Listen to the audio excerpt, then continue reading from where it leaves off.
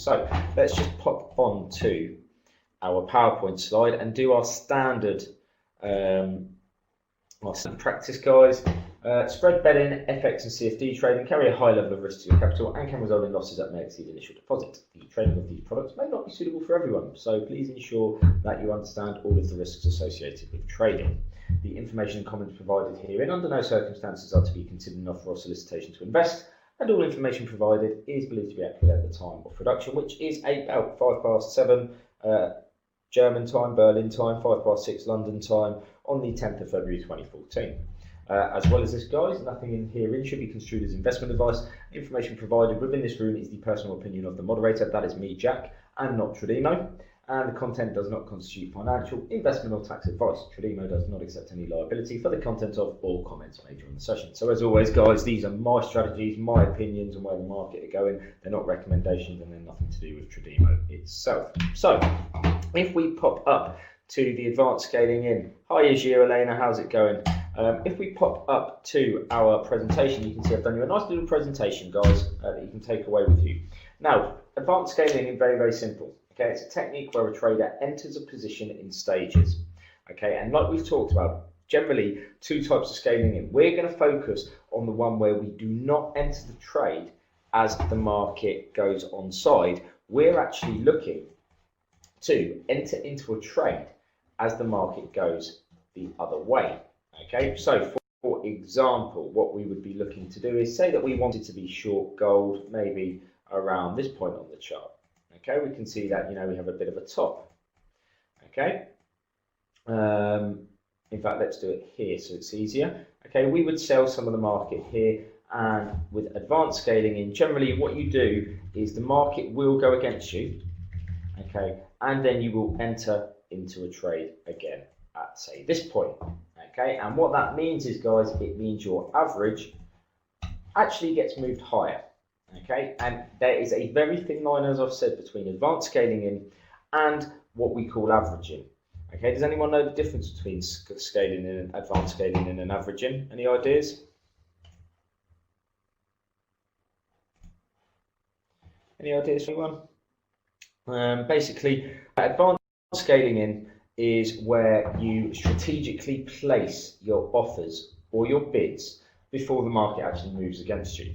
Okay, when you're averaging, what traders will do is they will say to themselves, oh, I fancy selling this gold. So they might sell some gold at this price here. Okay, they will sell their 2% risk, they will sell 100% of their position at this point in the market. Okay, on this blue line here. Okay, now we know that you should never risk more than 2%, but someone who averages will generally, when the trade goes against them, so we can see price moves higher, they will just sell some more. Okay, and what they will do is they might sell 2%, they might sell 5%, but generally what they are doing is they are throwing the money management principles out of the window. Okay, whereas with scaling in, what you will do is at predetermined periods in the market that you have already planned out in advance, you will risk the total amount that you want to risk on that trade. So you might risk 1% here, and then you've already decided that you're going to risk 1% here, like this. Okay, and that way you never exceed the 2% rule. And it's very, very important that you understand the difference, guys, okay, because it can be very, very dangerous to just start selling it. Funny story, well, it's not really a funny story, but the first guy I ever sat next to 7 years ago when I started trading, he used to scale in, advanced scaling, okay, and what he would do is he would gradually sell a market as it went up, okay, he would fade the move. But one day, the move went against him and he just started randomly selling it on its way up, which is known as averaging, and he wipes his account out. So it's a very, very much for people with discipline. It's generally used for taking advantage of retracements. And so if we pop our slideshow up, okay, it's generally for taking advantage of retracements when a trend is already in place. So it's very, very important that when you scale in, you either have a range or a trend that is in place. And the idea, as I've said, is to enter the market several times as the market moves back against the overlying trend. Does everyone follow me so far? Everyone following? Good. Now, we have already talked about this when we talk about the euro. Remember, guys, okay, we talked about this euro having a big move a couple of days ago. And I'll remove these lines that it will come clear in a second. So if we zoom in the chart and we put a nice little box around this candle here, okay, right. Basically, 2 days ago after ECB, we said to ourselves, market was very bullish. We had a big bullish engulfing pattern, engulfing our 2 days of indecision. And on the very next day, what we said to ourselves was the following. I said to myself, well, we've had a big signal to get long. We've had some big volume, a big candlestick pattern. And as well as this, we have rejected a very interesting intermediate support level, which we will mark in purple. Now, on the next day, what's happened is we are thinking the trend is going to continue. And remember how we talk about our scaling in? Basically, what we do is we see the open of the day here. The open of the day here. And we say to ourselves, okay, I'm going to buy a certain percentage of the trade. Remember, I say to you generally that I will risk, maybe 0.5% on the open, depending on how much you're going to trade, guys. Okay, so we will buy 0.5% on the open. Then what we will do is when we get down anywhere between the 23, and let me just get rid of this candle here. So ignore this candle, guys. And basically what I say to myself is when we get down anywhere between 23.6 and the 38.2 and so on and so forth, we look to get long. So on this candle is the actual example. So this is from Friday, this is today. And what we do is basically we look to average in. So the most recent example, actually, guys, wrong candle on the chart, apologies. There we go. It's on this one here. Fibonacci's in the wrong place. Let's delete that and start again. So it's very simple, okay? This is the candle here, this big blue one. Okay, if we take our Fibonacci and we just place it on the chart, on this line here, and we just make this one a little bit bigger, so we just make this down like this. What we're looking to do is we're looking to average in as price moves back into the body of the candle. Okay, so it's very easy to do. So we would buy, as I say, 0.5% on the open of this candle here, and then when we hit the 23.6%, we might buy another half, and it goes on until basically we pull back and we have our total 2%. And then what we look for is we look for a drive higher.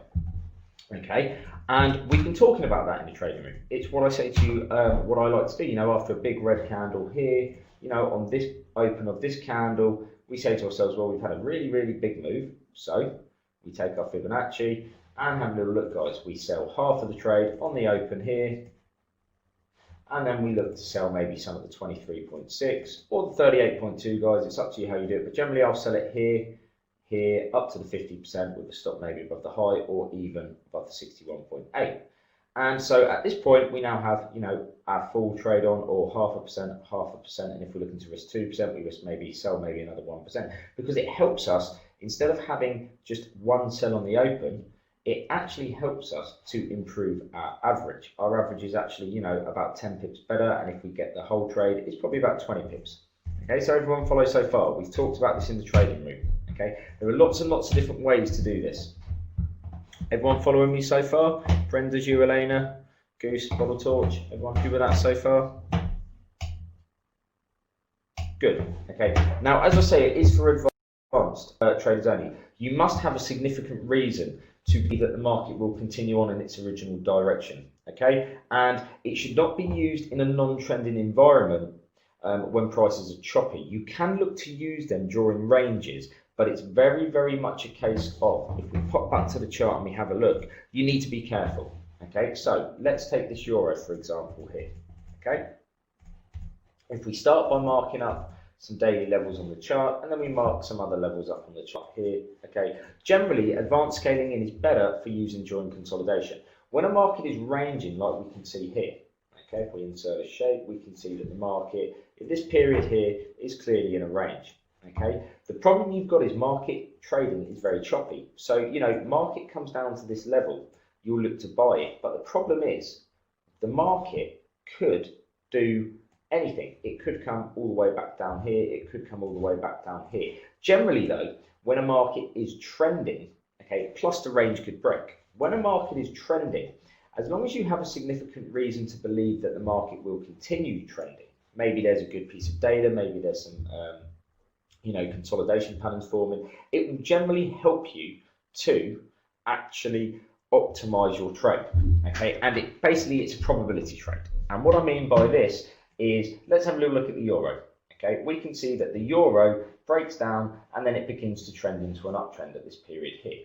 Now, all of a sudden, okay, we decide to ourselves, we're going to want to get long. Okay, so the market is trading at this point here. It's maybe overbought. So we're not going to buy it now. What we're going to do is we're going to look for a retracement. And to do this, lots of different ways. I'm going to show you some methods. We could use support and resistance. Okay, let's take the simplest form.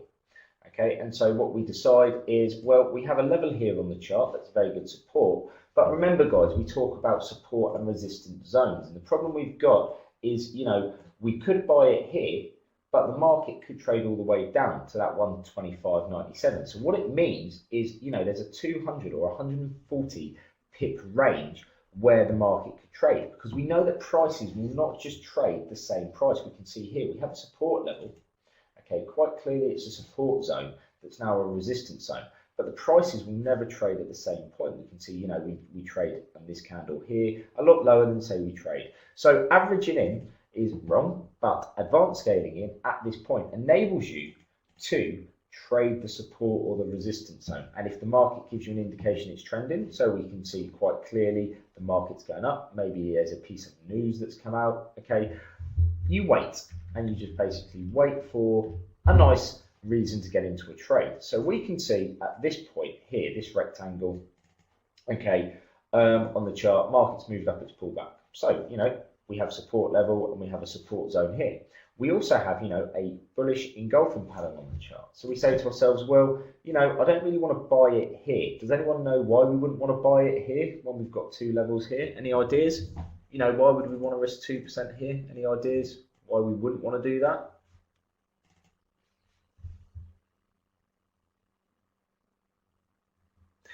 Ranging, yeah, there is a potential for that. Actually, we have just broken into a bit of a trend. Okay, we're looking at just this area here where we've had a very bullish reversal signal, and we've now maybe got a piece of news. There was some news around September that was quite positive. The main reason is because if we buy it here, we're actually buying it at 128.74, but we have a nice candlestick and we have some nice volume. Okay, and we've moved back overbought now, which is good. The market is grinding, it's having trouble breaking over. But at the same time, our actual level is here.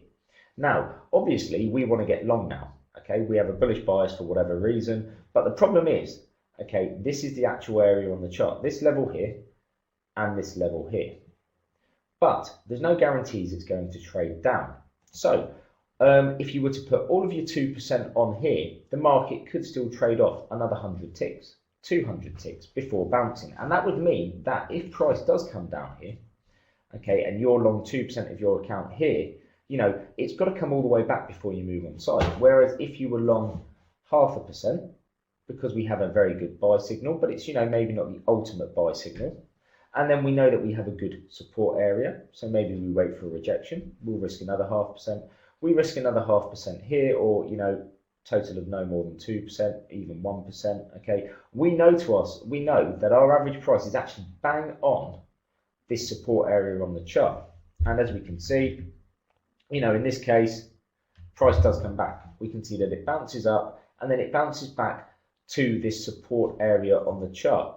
This area on the chart here, guys, that we've already marked up as a good support zone. So, if we'd bought it here, yes, we would have gone on side, but ultimately we would have gone off side.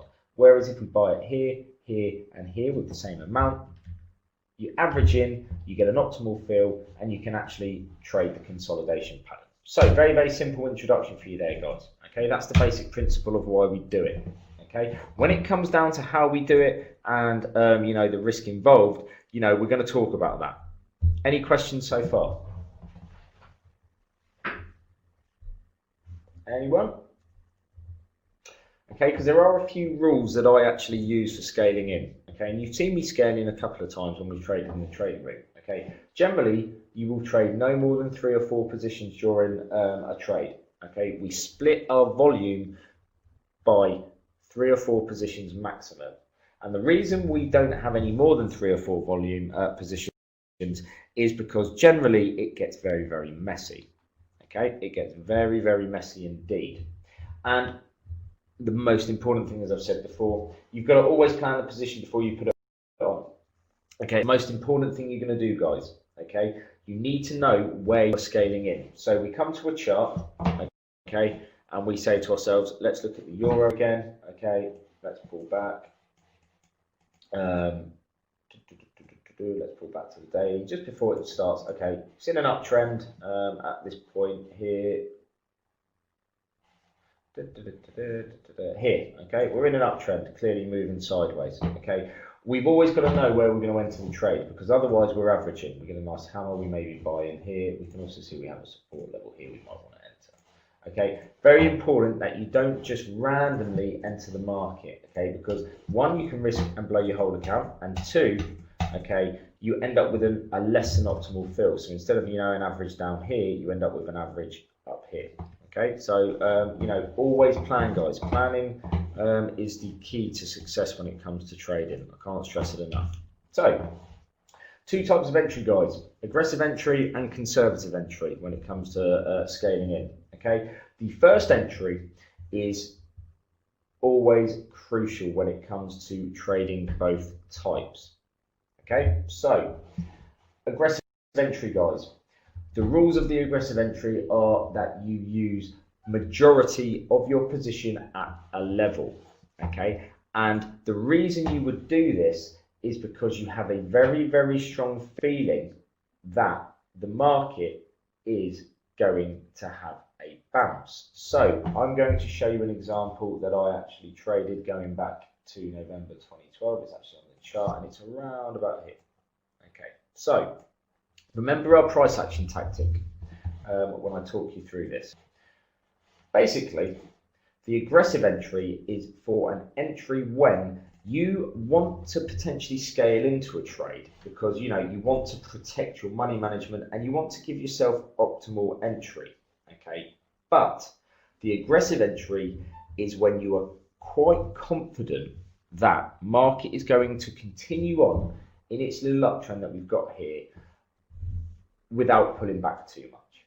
And an aggressive entry is generally best used during periods of consolidation. So we come to the market, okay, and from this candle onwards, we see that we're in a bit of an uptrend. We then zoom in a little bit so you can see a bit clearer. We can see that a bit of a range forms in the market, guys. We have a little bit of a top here with the doji, and we have a little bit of a top here. Okay, and I'm going to mark these levels out in purple, just so they're a bit clearer for anyone watching. And at this point, we see, I'm confident the trend is going to continue in the euro. There's a lot of good news around this time about bailouts and lots of other things. And so I potentially want to enter into a trade, but I'm quite confident it's not going to break out of this range too badly. So what you would do is, because we have the consolidation pattern, we know that if price breaks down below this consolidation, it could come all the way off. It could signal that we're going to move lower. So it's a big, big level, okay? So, we can see that price actually breaks down, and then we can see that our range actually changes, and we come to our support level here, okay? And then we get a reason potentially to be long. What's the reason for being long here, guys, based on how we trade price action? Any ideas? This little candle here, these 3 candles here. What do you see on that chart? We see a doji, yep, okay. So that gives us a little bit of confidence that market might reverse. We have RSI around 30, and we have much higher volume than the prior day, and on par with our move down.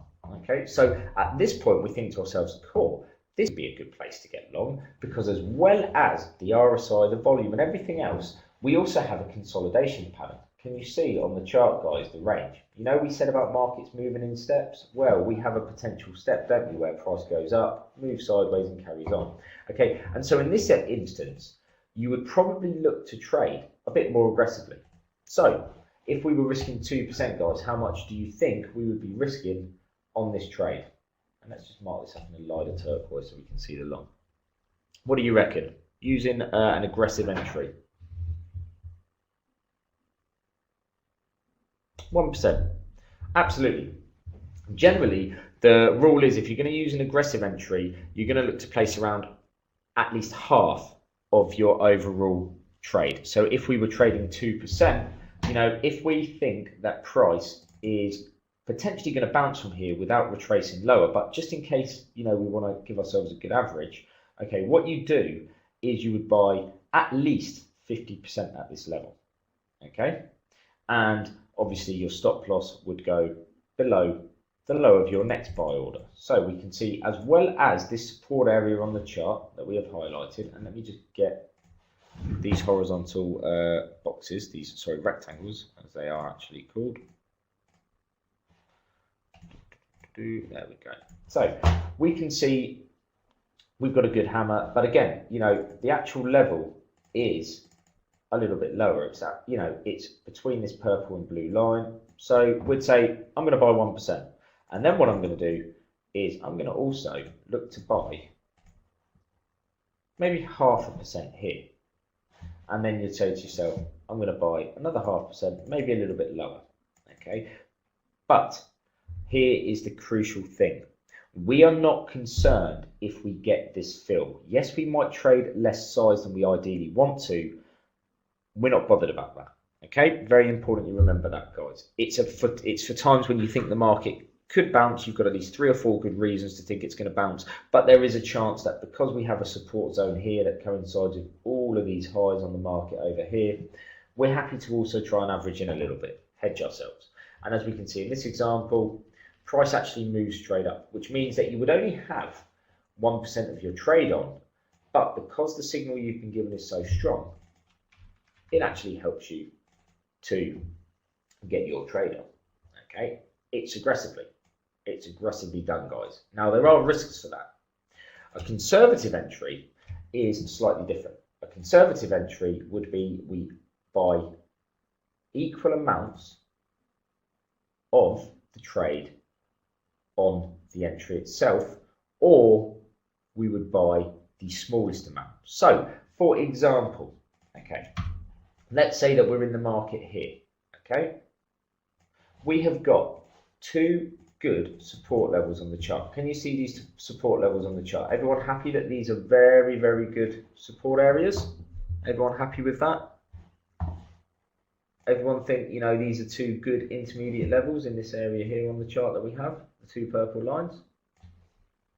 Yeah, absolutely. I'm happy. I think they're very, very good levels. Okay, so with a conservative method, guys, generally it's for when you have a level that's not as strong as maybe it could be, or when you have multiple levels in the same area on the chart. You know, if we actually look on this daily chart, we can see that our euro here has a big support zone again, and that support zone is the low that we see on this candle in our consolidation pattern. We're making a nice little bit of horizontal support and resistance as a consolidation, a step. But as well as that, guys, the actual sort of level that we've traded down to, you know, it could be here, over here, but also it could be here, it could even be here. This is where we had trouble breaking above, and when we broke above it, we broke cleanly. So, you know, for me, the first level is always a weaker level. It's always a green level or a purple level, and the second level is always the red level, or, you know, if you're trading with a green level, it's always the purple level, or it's always the purple and the red level. Everyone follow so far? Any questions of what we're talking about? Any questions, any confusion?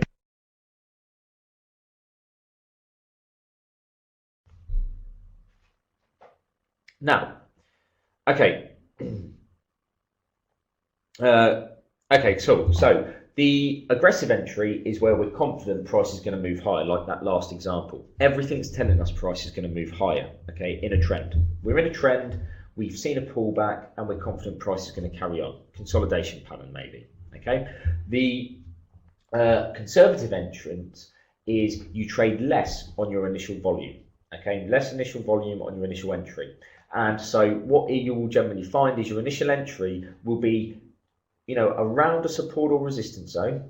But you can see quite clearly on this daily chart, the daily level is here, this 126.30.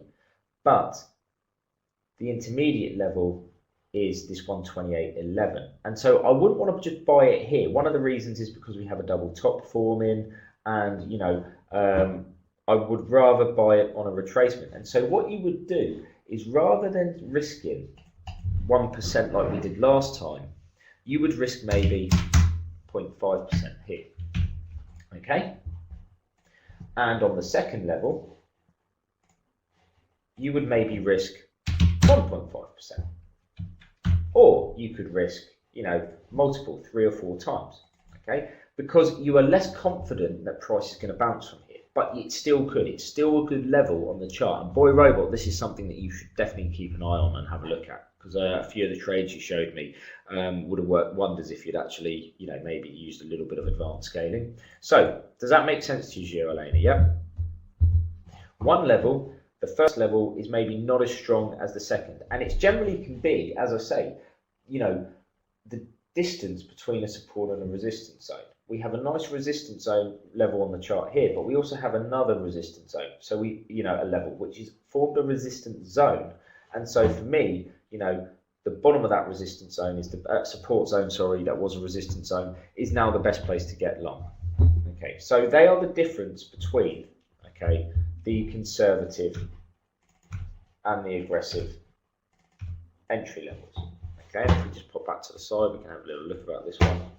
Okay, we can see that the first entry is your largest on an aggressive each, or it could be small amounts. Okay, it can be one or other, but generally you will never trade more than half on a conservative entry, and generally, your first entry will be smaller than potentially your second or third entry. Again, always planned out in advance. So, to identify retracements, guys, this is the first thing we need to be able to do. Okay, so how can we potentially identify retracements in a trend, guys? Any ideas? You can see it in front of you here. Boy robot, this is directed at you, mate. So, if we take our Aussie dollar, okay, we get rid of our lines. How do you think we can identify a potential retracement? Fibonacci, absolutely. We can use Fibonacci. We can use candlestick patterns. We can use consolidation patterns. So, okay, here we go. We have an Australian dollar here that's moved down. We've identified it's in a strong trend. We know it's in a strong trend because we've been ranging between the two levels on the chart here that we will both mark up in red because they are strong daily levels. Okay, we have then had some fundamentals that tell us the Aussie should be getting weaker, and we've also broken a big key support level and retested and broken lower. Okay, so what we can do is we can use candlestick patterns like we did with the euro. We can use support and resistance. These are generally the easiest ways to do things. So on the chart straight away, we can see that we have an intermediate resistance. Okay, if we were to take this down to a 30-minute or an hour chart, we could see that we have a support that's now a resistance.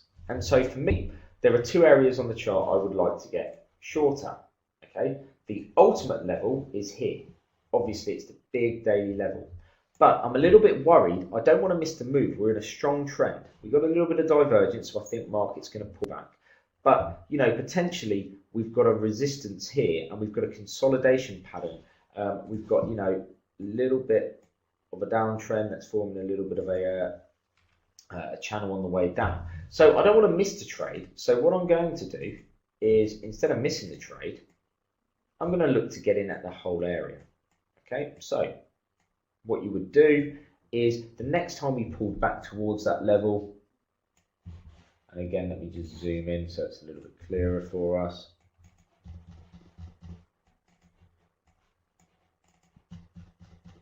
So next time we get back back to our purple level, we probably look for a conservative entry. So we can see that price moves up towards our support area on the chart.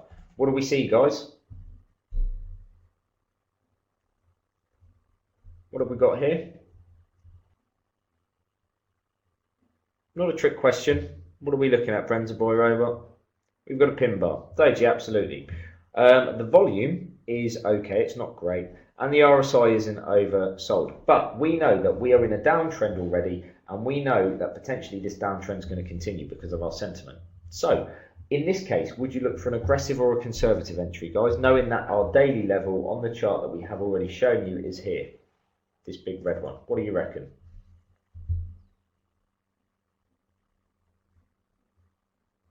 Conservative, conservative. Elena. +1.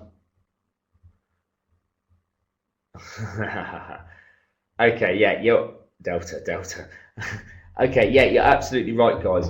If this was me, I'd use a conservative because basically, guys, prices moved down, and we can see that we do have. And let me just put a little green shape up on the chart here for us. We do know that we have got a consolidation pattern that's forming. This, oh, that's not the best colour, is it? Let's make it a bit lighter. There you go. Okay, we know that prices move down and it's ranging. Okay, this is a consolidation pattern with horizontal support and resistance. So potentially we should be selling it here to buy back for a break lower, continuation of the trend.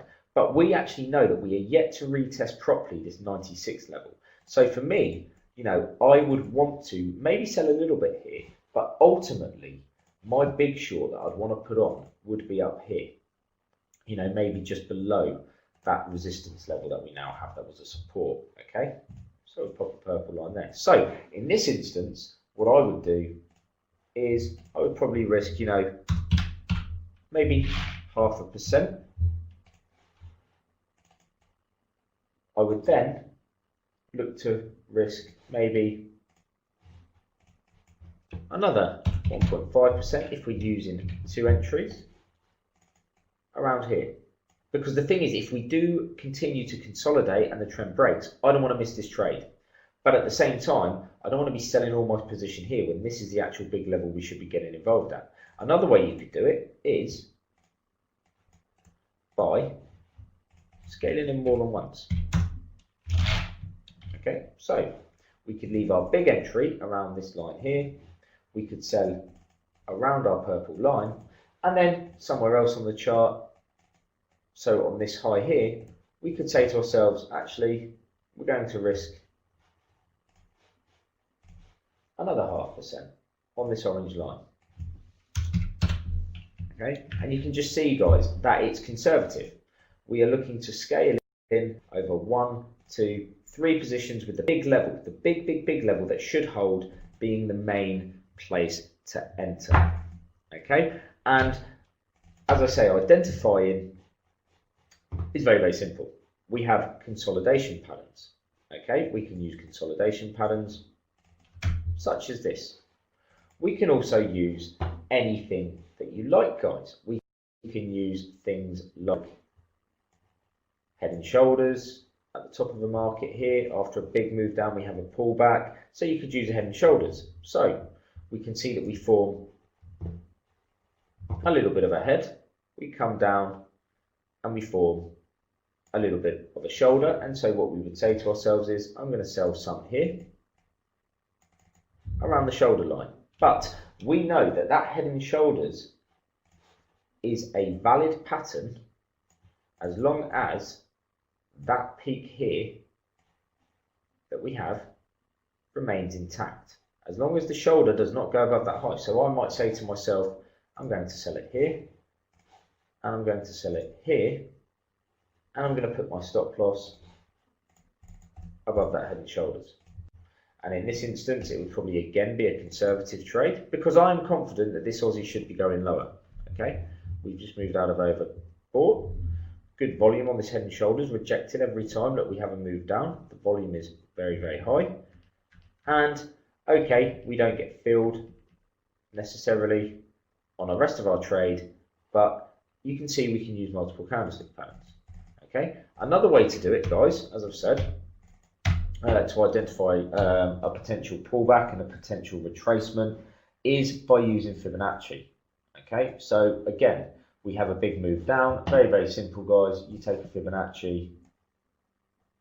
Oh, again, he gets it wrong. You take a Fibonacci, we take the high of the move, which is the swing high here potentially, and then we say to ourselves, right, we have a level around 23.6. I'm going to enter into a short here.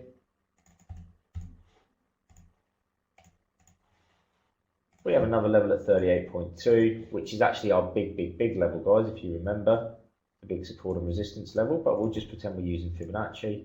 So we have another sell, and then we say to ourselves, well, that 50% is also a potential area because it is actually where the bodies, can you see how the bodies don't close below this level here? So we say to ourselves, we're going to sell at the 50%. So there are lots and lots of different ways that you can use advanced scaling in. Everyone follow me so far? There are lots of ways you can identify retracements in a trend. Generally, a retracement is where you have a big move down and then price will start to move. You know, it will pull back a little bit, but generally you'll see a dip in volume as we pull back. So the initial trend, big volume on the downtrend. Volume will generally be a lot lower and you'll just see a bit of a pullback, you know, market going against the trend.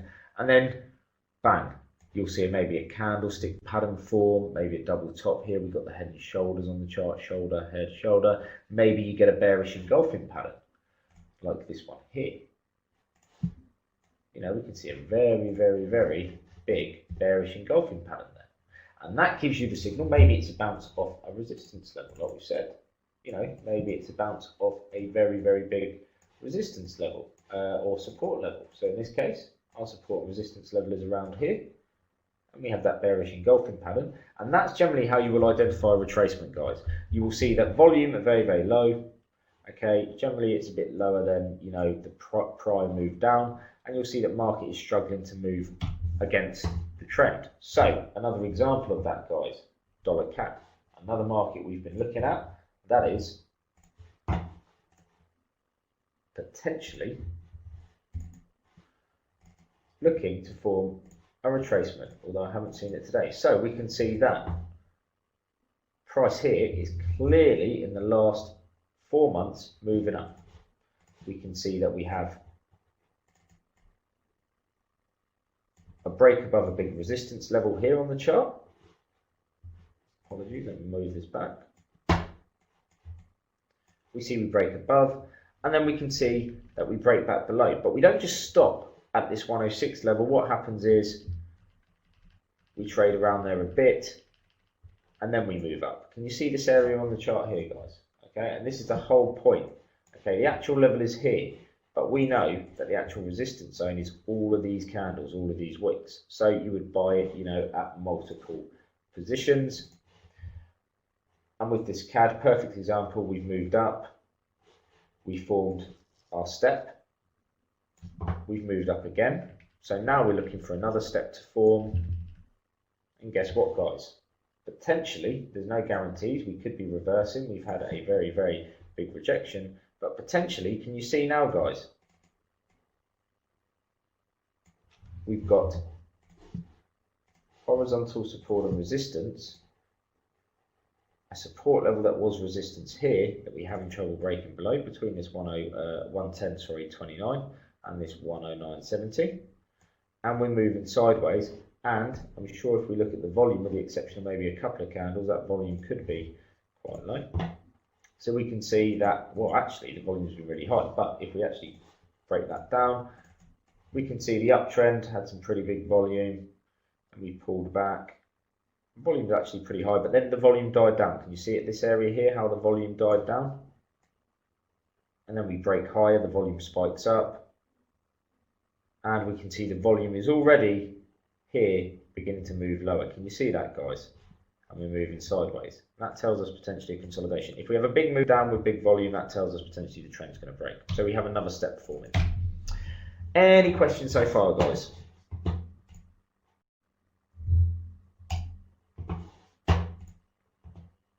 So we're going to move on to trading with it, because there was a very good example today, guys, in the market. Okay, so as I said, we start by entering the trade using a small proportion of the money that we want to put on, and as price moves against us, we put the trade on. And these slides that I've got you guys are predominantly for you. Now, as I've said, there are sort of 3 or 4 main ways of using scaling in. Okay, and these are support and resistance. Okay, so as I've said, if we just pop up MetaTrader and we have a look at an example from today in cable, we start by marking our levels on the chart. So we mark them up in orange for important levels.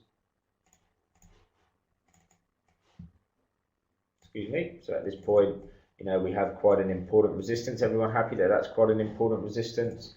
We then have a little bit of a sort of intermediate support. I wouldn't say it's as important as this one here. So maybe we mark this one up a little bit less than the other one. And then we can see that as well as this, we have that big daily level on the chart, guys.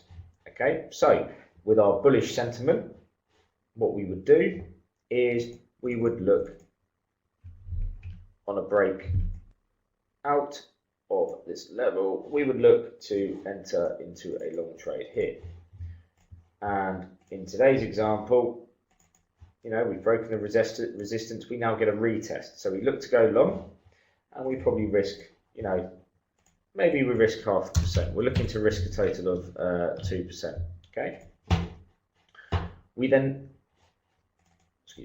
decide that actually, you know, this support zone, this resistance zone is very, very important. We could come down to this level. So, you know, we risk 0.5% on the initial entry, but there is a possibility price is going to move lower. So what we do is we risk maybe another 0.5%. Okay, at the green line. Or what I would do is, if it's a more important level, just put, and it's just a little green level and it's not a purple level, I generally won't risk as much. So we have 1% aggressive entry. We then have our little 0.5% on this green line. And then, guys, you know, we can see that we also have this big daily level. So if we were looking to get into the trade, we know this is a huge level. You know, you might want to risk another 0.5% here. Or what I would rather do is, because this is a huge stop loss otherwise, I can see that we have a very, very minor support here. That's a resistance, that's a support. And so that's a green level. I'll probably risk another 0.5%. Okay, so at this point, this is where we're looking to enter into the trade. Okay, we've got our 3 levels, we've got our volume. So on this candle, on the very end, we've basically entered into a long trade, and the market has now started to move against us. And let us just zoom in a little bit. So then what happens is we've got our 1%, we've moved down to our little 0.5% level, our little green level that we have on the chart. Okay, so we are now long 1.5% on the chart. Okay, trades on, we're looking good. We don't quite move down to our sort of support area we had on the chart here, so we don't get filled in the 0.5%. See that price has a little bit of a bounce, and then we begin to move up. And these are trades over non-farm payrolls. These are trades, very, very recent trades. Okay, and then what happens? Obviously, we are in a very, very good trade. A more recent example, if we want to have a little look, using support and resistance, guys, actually comes from sort of today. But bear in mind, it's been a choppy day. So advanced scaling in might not be for everyone. We can see that we have a very minor resistance that could be a support, sort of around this area here on the chart, guys. Can you see we've pushed back twice and now we can't get below there. So we might decide that we're going to buy it around this peak, but very, very small. We then know that we have a very, very good purple level on the chart. We can all see that it's this resistance that we broke up from. Everyone happy that this is a good level? Here.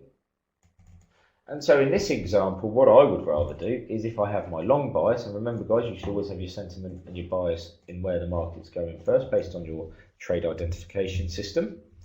I would risk probably, you know, oh, excuse me, let's put this into percentages, actually, it might be easier. I would probably risk 33% of the trade there, because this level is such a little level. I wouldn't even risk that. Maybe I'd even risk 25%, because we have a high, but it's such a small level, guys. You know, it's not like this level where we can see that price has had real trouble breaking above this sort of area. Look, we have a peak, as we move back, another peak, and we've bounced a lot every time. So in this instance, you know, the green level would probably give you a nice trade if it goes on side, but I don't want to risk 2%. I don't want to be long here and the market come and test this level, because then I've got to wait for the whole market to come back. So in this example, I would probably risk 30% and, you know, 66% here, which, you know, basically that is 2/3 of the trade. So we move along and we can see that we get filled, market gaps, and moves higher today. And then you can see, look, we break back down. At this point, I'm still happy to be long the trade. And we can see that we haven't broken back down to the 66% yet. Okay, so the easiest way to do it is around support and resistance levels. Okay, the way that we've been teaching in the trading room is slightly different, and it is by using Fibonacci and candlestick patterns. Everyone remember our scaling in tactic? We can see in this slide, the use of candlestick patterns is very easy to use. Okay, we look for price to retrace during a move. So in this example here, okay, let's cut all of this out and ignore this here. We can see that price moves up. Okay, what then happens is price moves down. Okay, and then we get a big hammer here. Can everyone see that? And you see that on the next day, we open, we retrace down. But because we've got that hammer, we know that price shouldn't break below the low of the hammer. So we can look to enter at different increments. Okay, so we have a nice hammer pattern, gives us a good potential long position. And then what happens is the rest of your entry is placed within the range of this hammer pattern here, hoping that market moves down and then, moves down and then moves higher. And as we know, the stop loss is placed below the hammer. So let's have a little look at an example of this, shall we, in the market. On the daily, if we pop to a daily, there's been a very, very, very good example of this. We've talked about it. It's one of the ones we've been talking about for ages. It is literally 2 weeks ago. Okay, we've basically seen cable have a big, big, big move up over the last 6 months. Okay, we then get a blowout pattern. Remember, I say we have two big, big candlestick patterns, you know, like a bearish engulfing one here. Market moves down, then comes back, it forms a new high, and then as soon as it forms that new high, very quickly it just blows out and moves lower, okay, with an even bigger bearish engulfing pattern. Well, on this day, it's very, very simple. Okay, using aggressive scaling in, I would want to be short at this point here. But I would also be very, very, very worried, okay, about the fact that we're entering at this level, but potentially, you know, we could still trade up. There is a resistance level at, you know, this area, this 166, 680, you know, 70, 80 level. Okay, and so what I would do is, rather than selling everything at this point, I will use the candlestick here as my signal. So you would basically do it in increments. So we talked about how potentially good areas are the open and close of the prior candle.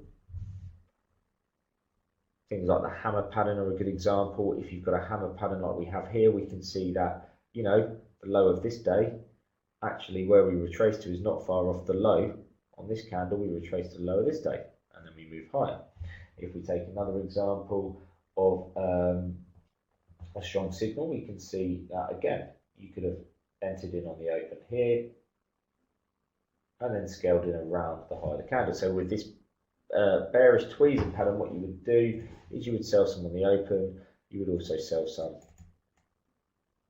around the open of the candle before, and then you would probably sell some more at the high. Now in this example, what I would do is I would do a more aggressive entry, and it's not because I know what's going to happen, it's because if price comes all the way back up here, I'd be very, very worried. I wouldn't be expecting it to come up here, but I would like to hedge my bets anyway. And then your stop loss, guys, as we already know, it goes above our resistance here. Okay, so candlestick patterns are another good way, using the open and close of prior candlestick patterns. Any questions so far, guys? Jureleno, Goose, Bottle Torch, Boy Robot, Brenza. You've been very, very quiet tonight, guys. Any questions? What do you think of advanced scaling so far? A bit scary, can it be? Do you think it's going to be quite scary? It is a bit swing trading, yeah, and so you have to be aware that, you know, you could damage yourself a little bit doing it, so you need to be a bit careful, okay? And, you know, the final way to do it, as we've talked about, is if we have a little look in the market here. Again, we're probably going to have to zoom in a little bit just so we can see the candle. Is on this candle here, guys.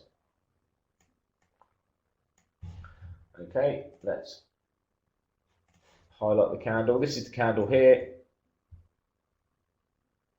There we go. And we will be using everyone's favourite. One day I will actually put it correctly onto the chart. I can always do it the other way around. I just can't get used to that thing. So we have a nice bullish reversal candle pattern forming here. Okay, but we also have some good Fibonacci levels. So what we would do is we would look for a retracement periods in that candle. So we would look around the 23.8. We mark that in blue, light blue, everyone can see it. And then, you know, maybe we use the 38.2. Okay, and then maybe we use the 50%. And we can see on this day, very, very hard to see, but you can see on this day here, we actually traded down perfectly to the 61.8. Can you see that? Look at the low of the day. The 61.8 comes in at around 163, which is a big psychological level. The low of this day, 163.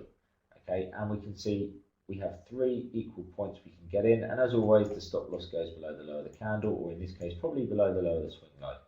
Okay, and Fibonacci is one that I've been using a lot of recently.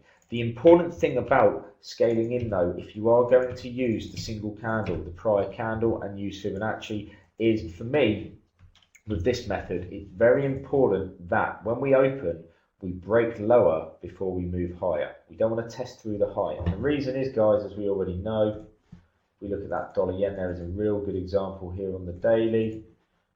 Although we are bearish today, let's get rid of our lines. We can see that we got a very bearish candle here. We broke through 170, which was a big support level. If you remember, guys, it's the head and shoulders shoulder line that we had here. You see that on the chart. And on this candle, we broke through it. Then on the on this candle, we broke through it. Then on the next day, have a little look what happened. Market actually opened here, ticked down and broke the low, then retraced in. Yes, it did come back in the end, but then we saw a reversal. For me, it's a probability trade. We open here, we should test through the low, but I want to see it bounce up first. It's a probability trade. You can close them all. It's no different to trading with ordinary methods. The only difference is you're trying to pick an area on the chart rather than the perfect level to get in. Because how many of you have sat there with a trade? Okay, how many of you have been, for example, looking to get long a market that wants to go up? So dollar yen, another perfect example. How many of you have looked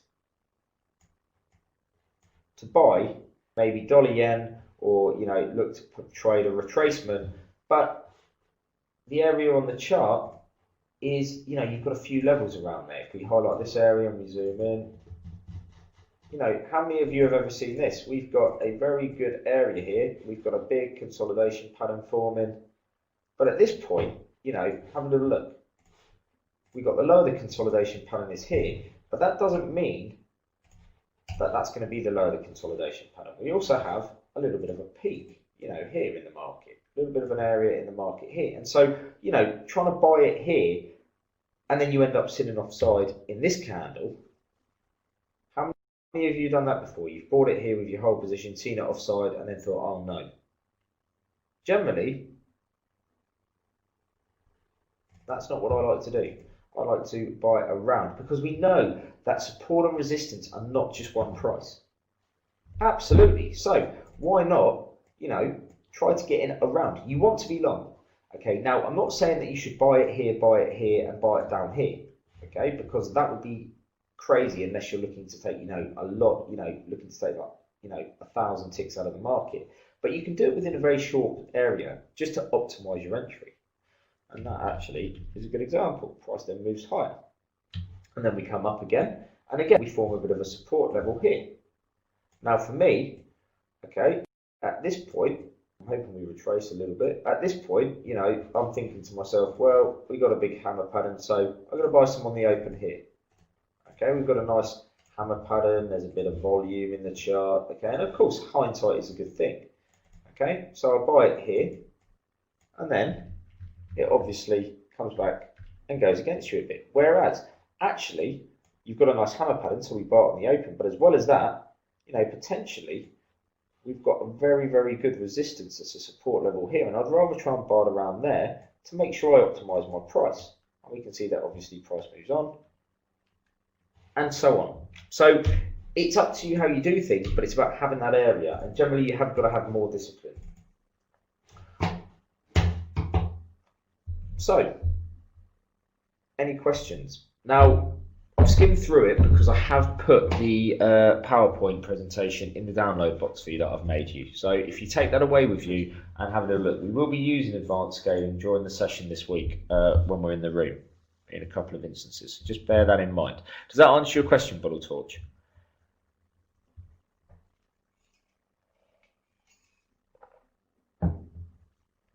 Good. Now, I'm not saying that this will suit everyone, because the problem is I can't tell you the amount of times that I've had a short, something I want to be short, head and shoulders, for example. We break, okay? We break through on this candle. I sell it here, for example, just on the open of the candle. Let's pretend we've broken through the level here. I've sold it here. Market's gone against me. At this point, I'm like, oh my God, oh my God, oh my God. But bear in mind, that is the neckline, and we shouldn't break above that neckline, so I'll sell it again.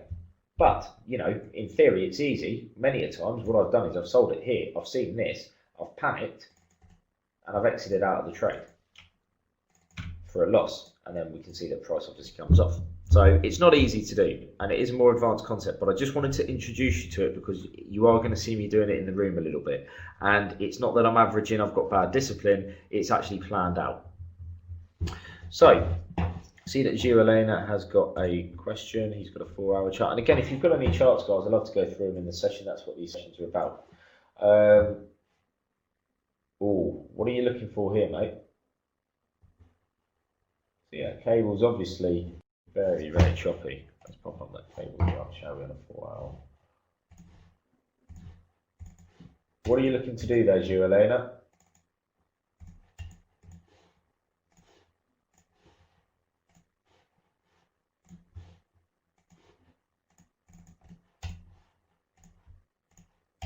You're talking about looking for a short. Okay, so what I would say is absolutely you're in the middle of a range. So let me just mark up some levels. We can see that we have a big support zone, that was a resistance. I would also say that we have a resistance around here, but that's a green line, and then I would say that we have another green line. I would say it's a potential short, definitely, in my opinion, but I wouldn't be trading it on the 4-hour because the 4-hour range is actually this. Okay, what I would be doing is I would be taking it down we say a 30-minute chart, because on the 30-minute chart, that looks much better, doesn't it? For a short. Whereas on the 4-hour chart, we're actually just in a huge range. So I wouldn't be trading it on the 4-hour myself. I'd be trading it on the 30-minute, and I'll be using very tight money management. In my opinion, you know, again, advanced scaling, you might want to sell it here, but it's the middle of the range, so I generally wouldn't do that myself. You know, maybe your stop loss above this support area on the chart here. I don't know, maybe even above here, or maybe even, you know, just above this area. We've got a very, very nice, you know, ascending trend. That's not great, but that's okay to use. We've only got one breach. We've got a nice little ascending trend line, and we do need to get above this area on the chart. But on a 4-hour, it's clearly in a range. You know, it's got a bearish bias. That to me looks like it could come off. But there is one area on the chart you need to be aware of. This one here. Can you see how choppy it is around that level? Well, the same thing's happening. As long as we're below it, yet bearish. But again, I'd be trading it on a lower time frame. Because potentially we could carry on trading like this. You could do 10 trades on the 30-minute and make more than if you do that one trade on a 4-hour and wait hours for it, because we can see it's a congestion level. So we'll look at your second one. 61.8%, absolutely it is, and it is a very good support resistance area. But you know, potentially though, we could easily trade. We're trading in a range. Let's get that euro up. It is a slight bullish bias in that euro, so let's put the euro up. Get rid of this big patch. Okay, so realistically, range in that euro, oh, it's a tough one. Two ranges. We've got a range here, and we've got another support around here, this area. Very hard to pin that down. But realistically, at the moment, we're in a big range in that euro. It is looking bearish. Again, we have a very, very good support level. But it's in the middle of a bigger range. So again, you know, take it down for me to a 30-minute. We've got some single prints down here that need filling. This area on the chart, and if we zoom out, you know, there is a good support area here that we should stay below. So for me, I'd be trading it again on a 30-minute chart. And there's a question about dollar CAD. Okay, guys, we do have a neckline retest. Yeah, absolutely. Let's have a little look on that dollar CAD. 4-hour.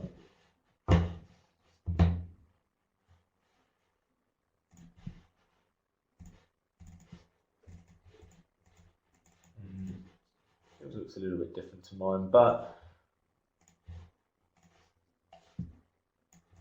see if there's anything that we've got in the market there. A little bit of a trend. Nothing too good. There's definitely a trend there. Nothing too good. For me, we've got to get below this. In this area, but it's also now a new low here, so I'd want to see a break of this 110 level, 110.00. But as well as that, plainly it's only when we break below here that technically that neckline is going to be broken, and it's grinding lower. You want to see it have a move up and then just accelerate. That is just grinding. I think we might move up there. Does that make sense to you? Cool. Again, it's up to you guys to take the trade. I'm not trying to tell you to take the trade. That CAD, you know, I've said it time and time again. It, you know, it should potentially have a correction. We are forming a big daily head and shoulders, but until we get below there, we're actually in a consolidation pattern, and I think we're going to consolidate. I think we do this, but that's just my opinion. So I'm actually looking to get long on dips. If we look at the RSI.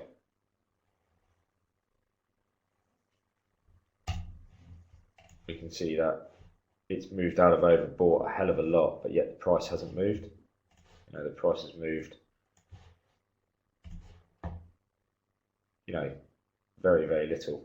We've moved a retracement of like sort of 200, 300 ticks, whereas, you know, overbought down to 50, we've moved 300 ticks, but when we were oversold and we moved up to overbought, we've moved 506 pips. So absolutely, he does want a weaker CAD, which means dollar CAD goes higher. Right, guys, so nearly at the end of the session. Again, download that advanced scaling in, and if you, what I want you to do, guys, is have a little practice with it. If you've got any questions, I need you to, I need you to just pop them into the trading room at any point tomorrow, and let me know, because it's very, very important that we get to grips with this.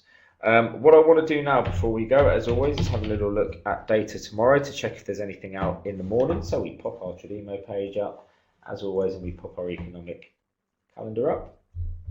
We have a little look. Tuesday should be a bit busier. Oh, Fed Chairwoman Janet Yellen is speaking. So we're safe to trade in the morning, guys. Very, very little out in the morning.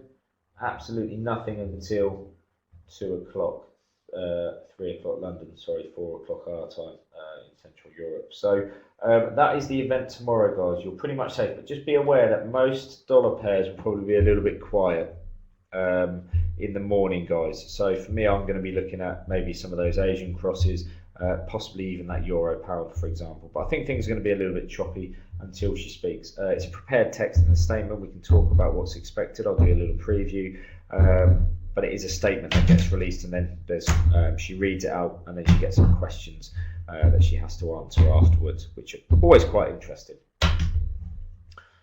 Then market again, yeah, it'll be busy. It is going to get busy, mate. End of this week,